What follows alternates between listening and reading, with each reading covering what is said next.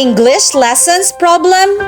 Never say yes because Teacher Anor is here to help.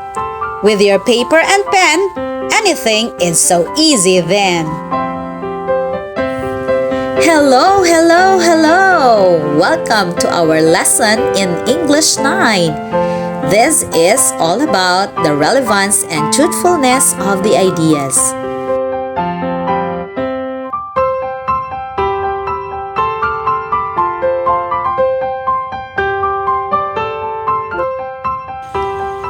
If you are new to my channel, please watch, hit like, comment below, and don't forget to click the notification bell to be updated to my videos.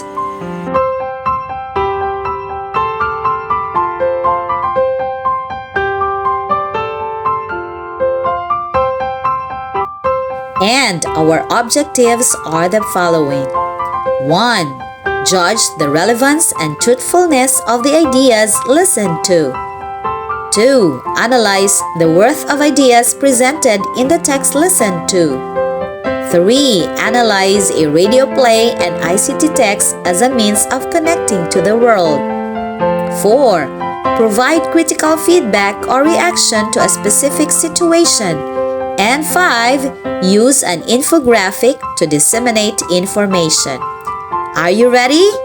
Let's get started.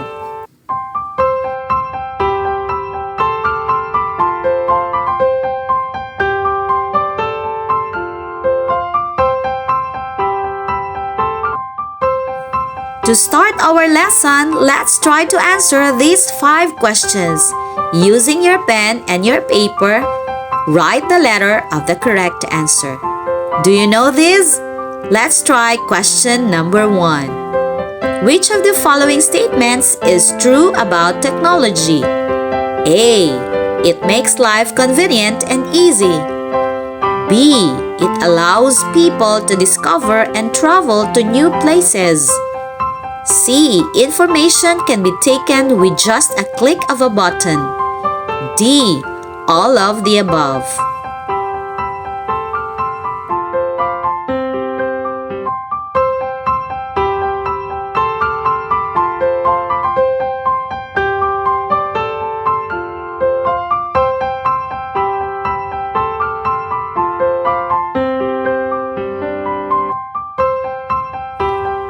How about question number 2? What is information technology? A. It contains information needed in our research work. B. It involves all software and hardware used in the creation, storing, and accessing of information and involving communication. C. It is a tool to help people gain strength in physical endurance. D. It encompasses the use of free data to access information on the internet.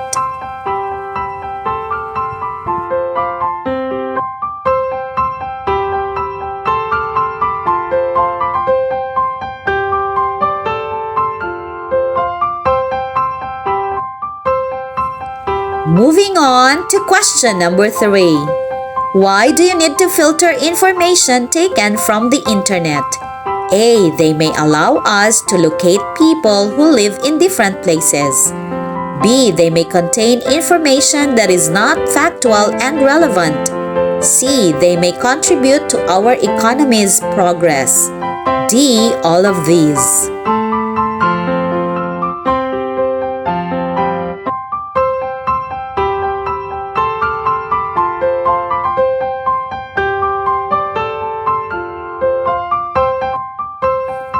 How about question number 4? Which of the following is an example of information technology?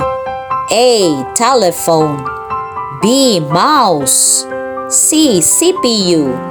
D. Calculator.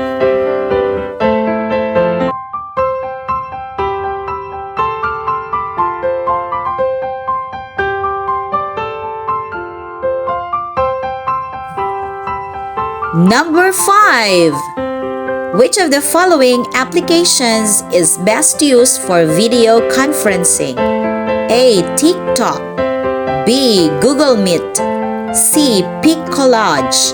D. Twitter.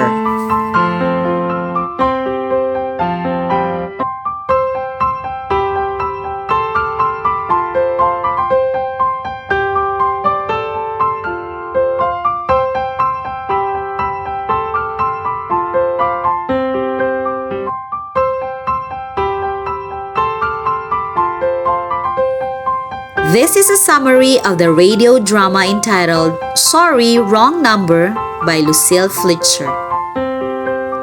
Mrs. Albert Smith Stevenson is the only character in Lucille Fletcher's 1943 drama, which was originally produced for the suspense radio program.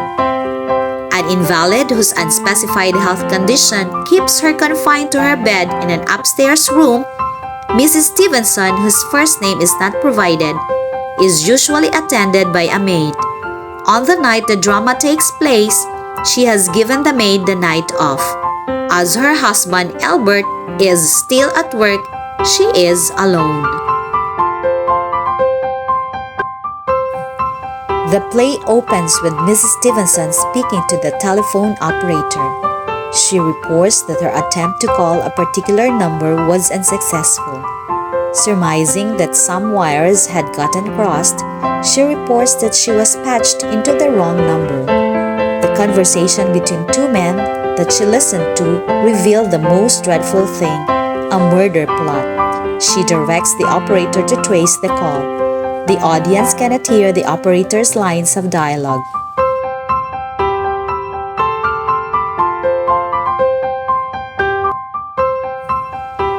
Mrs. Stevenson admits to the operator that it was not her business, but she defends her actions because the men she heard are cold-blooded fiends who are going to commit murder. The intended victim is a poor innocent woman alone in her house, which is near a bridge. She pleads with the operator to help her stop the would-be killers. Mrs. Stevenson speaks sharply to the apparently unsympathetic operator, blaming them for misdialing her original call. She suggests that the operator repeat the original careless mistake.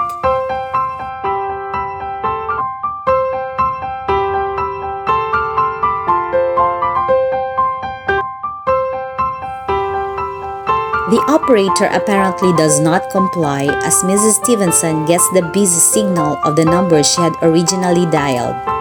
Mrs. Stevenson redials the operator again and becomes more insistent, saying that tracing the call is her civic duty.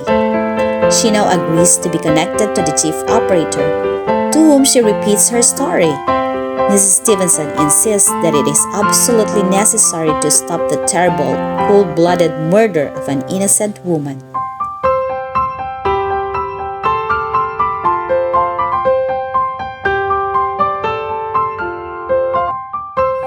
She provides her own name and phone number to the chief operator, repeating her demand that the other call be traced.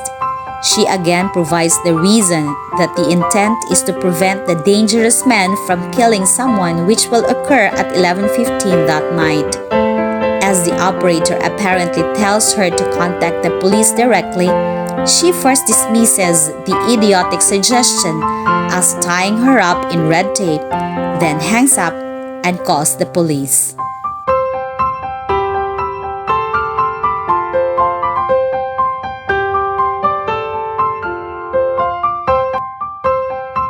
Stating that she is reporting a murder, she revises the claim to indicate that it is a forthcoming murder. The men she heard are planning to murder a woman who lives in a house near a bridge. Other details of their conversation include references to the client who hired the man to kill her with a knife and steal her jewelry. As she provides her name, phone number, and address, she reveals that her home is near the Queensboro Bridge and 2nd Avenue. She also states that she is invalid, her husband is working late, and it is the maid's night off. She asks that they send a radio car.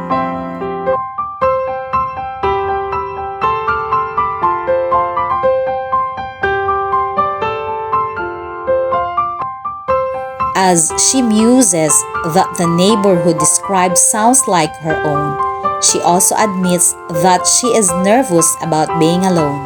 She describes her maid Eloise as big and strong but lazy and tells them how much her husband adores her. She has been ill for 12 years.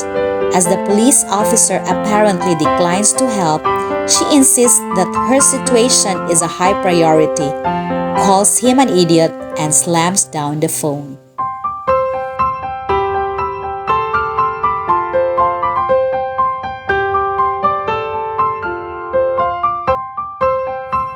Next, she calls the operator again and has them call her husband's number, which is still busy. Then the phone rings. When she answers, there's no one there. This happens once more. Then she redials the operator. Admittedly very nervous, she berates the young female operator for the inefficient service and her unpardonable rudeness. Stressing her own suffering, she explodes. "You're so stupid!"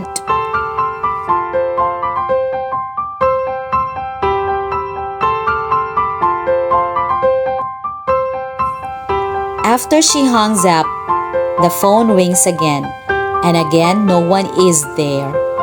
The next time she picks up, however, the call is from Western Union with a telegram from Albert. He is not coming home but going to Boston on business at 11 p.m.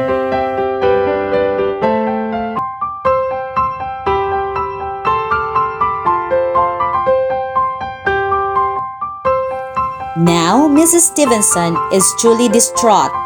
She thinks that if she has to stay home alone, she will go mad. She decides to hire a nurse to stay with her. From the operator, she gets the number of Henchley Hospital, then dials them direct, asking for the nurse's registry and telling the reception that she wants a trained nurse whom she will hire immediately for the night. However, the woman she must speak with, Miss Phillips, had gone to dinner at 11 p.m. In this way, Mrs. Stevenson, now shouting into the phone, learns that the time is 11:14 p.m. While still on the line, she hears a click, indicating that someone is on the extension phone downstairs in the kitchen. She hangs up with the hospital and once again dials the operator.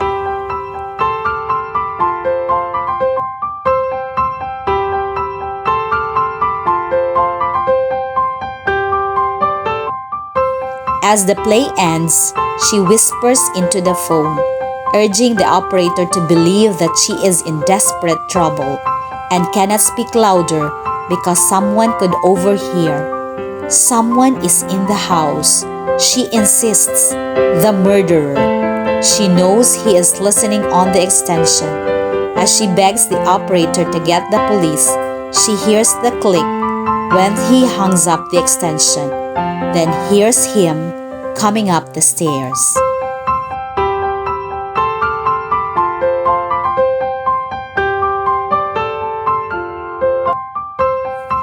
As she orders over and over that the operator call the police, her voice is drowned out by the noise of a train crossing the bridge outside.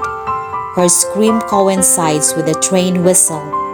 Next, for the first time, the audience hears a different voice. At the police station, Sergeant Martin is answering a call. He responds to the man on the other end. "Yes, sir." "What, sir? Wrong number? Okay, good night, sir."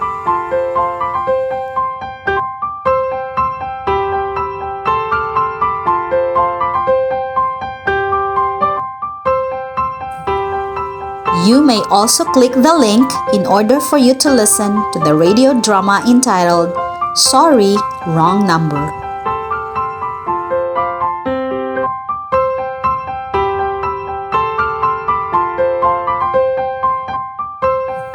Now that you have known the details of the play entitled "Sorry, Wrong Number," we are going to do this activity.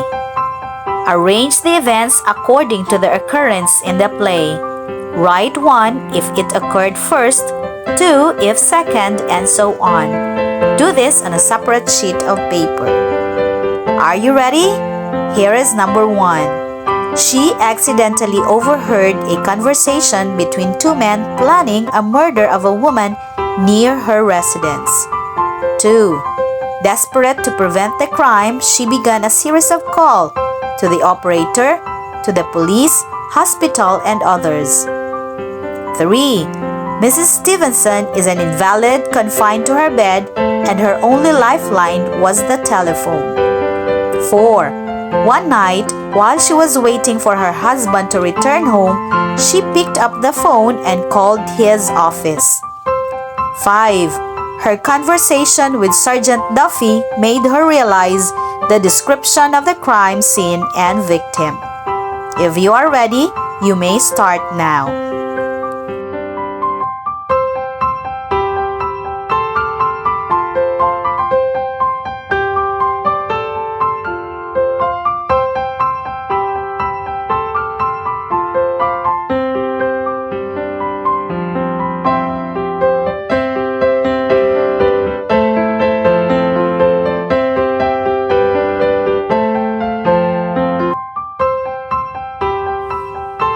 Moving on to the next activity. Directions. Read the following statements inside the boxes. Tell whether they express truth about the radio play listened to. Otherwise, write untruth. Use a separate sheet of paper for your answer. If you are ready, I will give you another 2 minutes to answer this activity.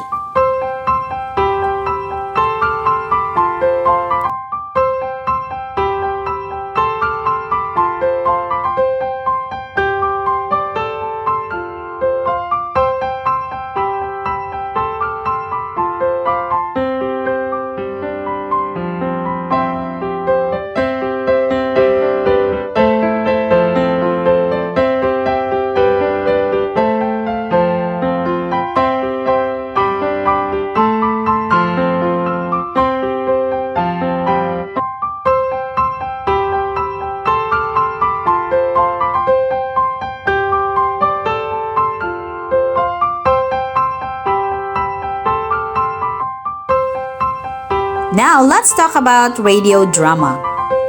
Radio dramas, which were heard on the radio rather than seen, were the 1940s version of the modern TV show. A story that is either told in half an hour or continues with a new installment each week. One popular radio show, Suspense, regularly aired short, suspenseful radio plays. The elements of radio play are the same as those of stage drama. However, in radio drama, the playwright needs to let us know about the elements through different means, as we cannot get information through our eyes. Radio drama is essentially heard, not seen.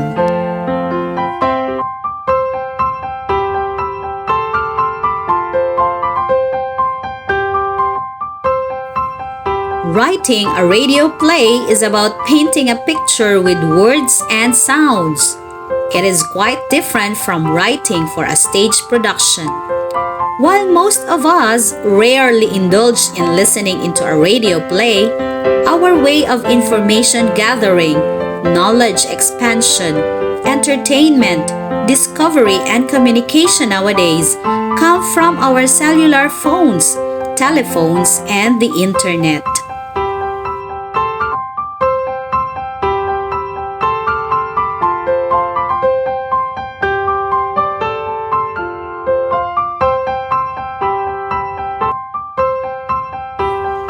Other communication technology, for example, have created a room for easy access to almost everything.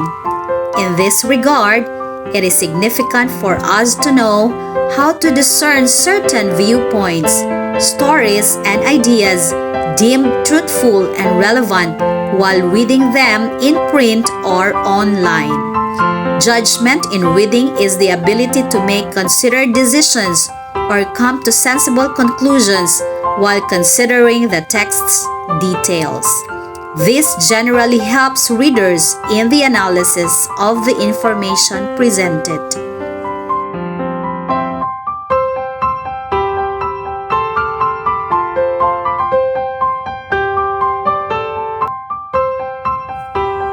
Remember that reading is a goal-directed activity, such that a reader seeks to reach a particular outcome. Thus, text relevance refers to the match between a reader's goal and information germane to that goal. Consider the following when reading texts online. 1. Information that closely matches a reader's goal is more relevant, whereas information that does not match the goal is less relevant, regardless of its importance. 2. Relevance differs from importance in that readers assign relevance to information. In contrast, importance is author-defined and is cued by various characteristics internal to the texts.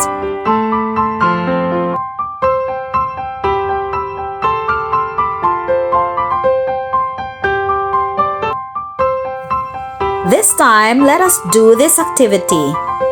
We are going to read the selection below, and then later on, we're going to answer the activity that follows. Are you ready? Read with me. Here is the selection. Social networking sites encourage us to be more public about our personal lives. Because intimate details of our lives can be posted so easily, we often don't use the filters we might normally employ when talking about our private life. What's more, the things we post remain available indefinitely. While at the moment, a photo of friends doing shots at a party may seem harmless, the image may appear less attractive in the context of an employer doing a background check. While most sites allow their users to control who sees the things they posted, such limitations are often forgotten.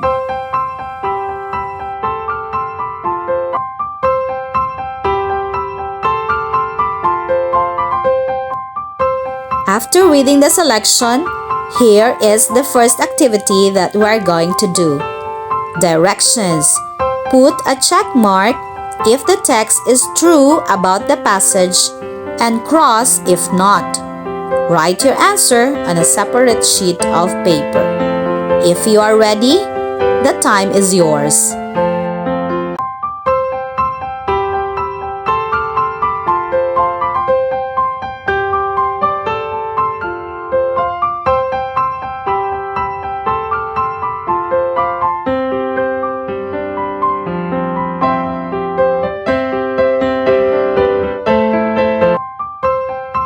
The next activity is entitled Pros and Cons of Technology. Directions. Although phones prove to have many advantages, there are still setbacks in its use. Use the diagram to list 3 advantages and 3 disadvantages of using a phone. Write your answer on a separate sheet of paper. If you are ready, you may start answering now.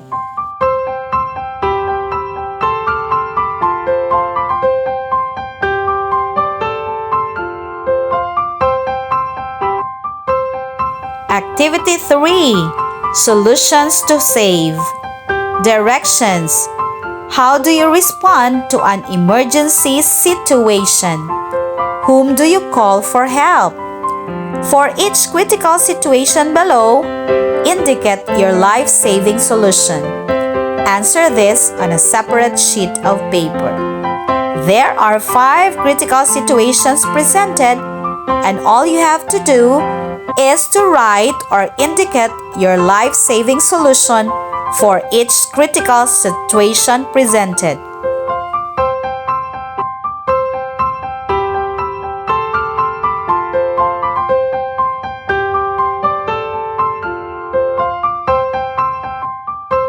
So, we are done learning the truthfulness and relevance of information. We are now going to check what we have learned. Directions. Read the selection and answer the 5 questions that follow. We are going to write our answer on a separate sheet of paper. Just choose the letter of the correct answer. If you are ready, you may read with me. Here is the selection. Working on a computer can be very frustrating if you don't follow the rules. Rule number 1 for word processing is save your work frequently. You can sit and yell at the machine when your stuff disappears. You can bang the keyboard. You can even cry. The fact remains, had you said frequently, a lot more than nothing would still be there. Question number 1. Which sentence best expresses the main idea? There are 4 choices. Choose the letter of the correct answer. You may start now.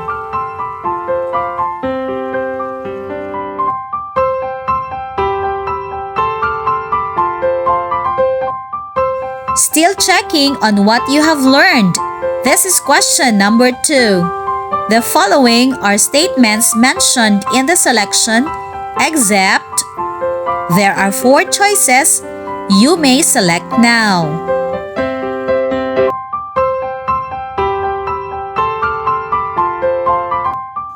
Check on what you have learned. This is question number 3. The point of the paragraph is that there are 4 choices still, so better get going. Select for the answer.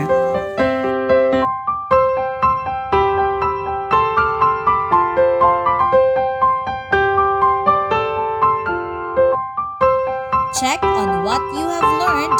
Question number 4. Which of the following statements is irrelevant to the selection? You may start choosing the right answer.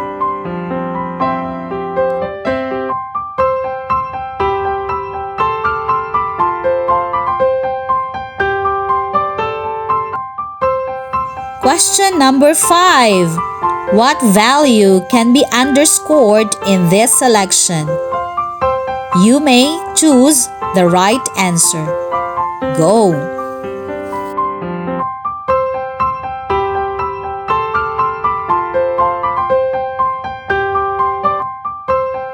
Further enrich your knowledge about our lesson for today. The last activity is entitled Scramble Them. Directions. Use the scrambled letters as clues to match the definition given in each item. Write your answer on a separate sheet of paper. If you are ready, then you may start answering the 5 definitions or statements.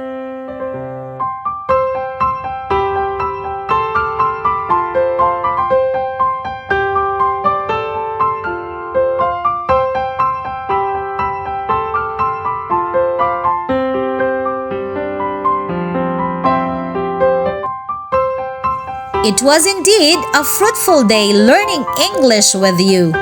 Remember, better check on the truthfulness and relevance of an issue or an idea first before making any hasty decision that might cause harm on you and to others later. I am your teacher, saying bye for now. See you on my next video.